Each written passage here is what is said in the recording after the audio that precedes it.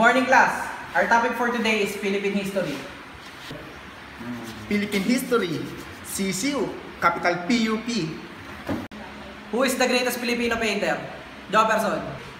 Sir, walo na. Very good. Sino ang utak ng himagsikan? Dustin.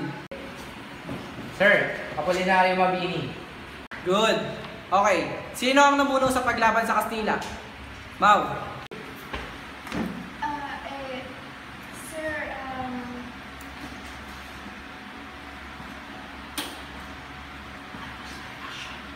Andres Bonifacio, sir. Andres Bonifacio. Very good. Now, who discovered the Philippines? Jasper. Sir, Captain Magellan po. March 21, 1521 po, sir.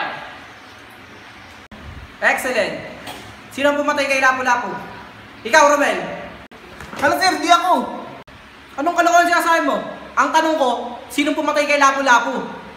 Sir, hindi nga ako. Kahit mahirap lang kami, hindi ko kayang gawin yun.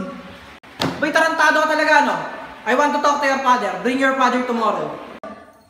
O, sige po sir.